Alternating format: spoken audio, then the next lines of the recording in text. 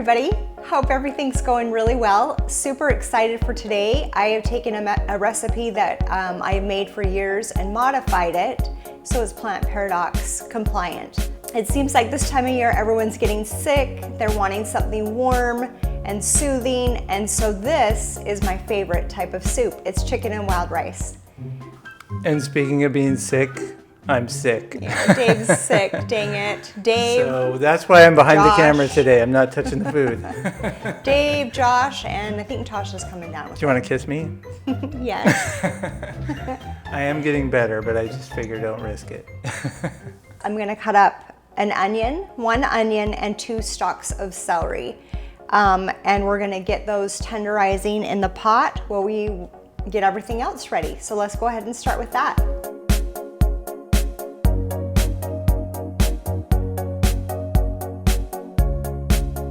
I'm gonna go ahead and start heating the pot. I'm gonna turn it on a medium temperature, and I'm gonna go ahead and add 1/3 cup of olive oil.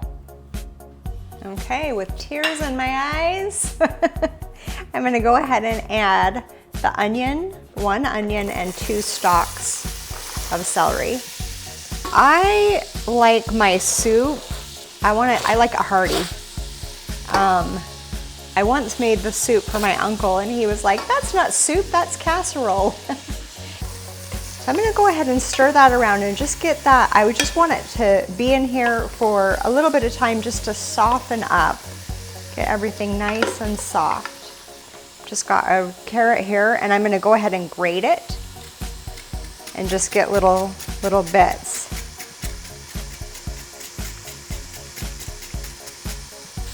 Go ahead and give this a stir. And I'm keeping an eye on that, just kind of watching until that's nice and soft between the onion and the celery. Instead of doing flour, I'm doing a tablespoon of arrowroot, and I'm gonna get that kind of a little bit mixed because it does work kind of like a cornstarch or a flour. So I'm just gonna use this cup. Put a little bit of chicken broth that I'm going to be using in, and then go ahead, add the tablespoon of arrowroot,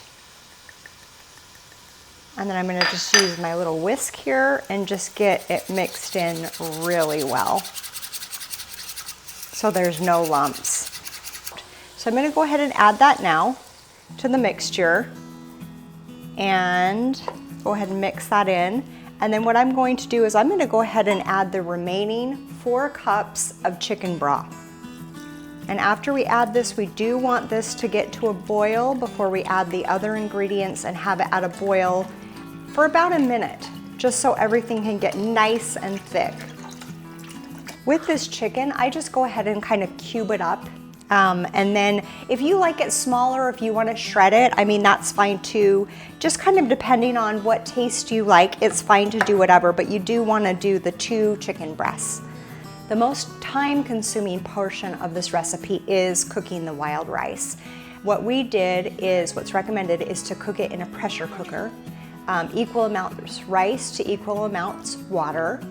So then we will let it cook for 30 minutes and just let the pressure release naturally rather than undoing it.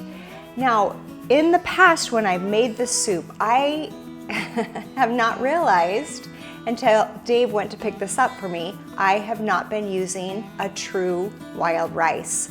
I have been using a wild rice with very little wild rice and a lot of other types of rice. So I just wanted to dump some of this organic wild rice out in my hand so you can kind of see what it looks like.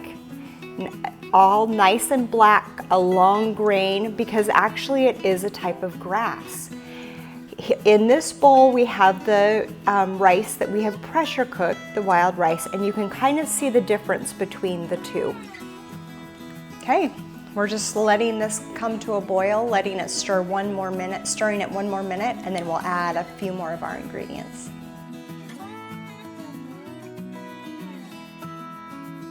Okay, I'm gonna go ahead, now that we've stirred it for a minute while it's been boiling, I'm gonna go ahead and add our other ingredients. I have 1.5 cups measurement, so I'm gonna go ahead and add 2 of these, equaling 3 cups total of the wild rice. And I'm gonna go ahead and add my shredded carrot. I'm gonna add a 1/2 cup of slivered almonds. I love these, and they add just a really delicious crunch to the soup. Let's go ahead and get everything nice and stirred in, and then we'll assess the liquid situation and decide if we need to add more. We will want to cook this, get this real nice and heated for about 5 minutes. Yep, and we're definitely going to want to add some more liquid. So I'm going to go ahead and add 2 more cups, or maybe 1.5 cups more of chicken broth. Okay. So as far as chicken broth, we will end up with 5.5 cups. Also, I almost forgot the salt. So we're going to add 1 teaspoon of salt. Everything has got in there to the point where we have it as a nice soft boil, and it's been cooking in here for about maybe 7 minutes.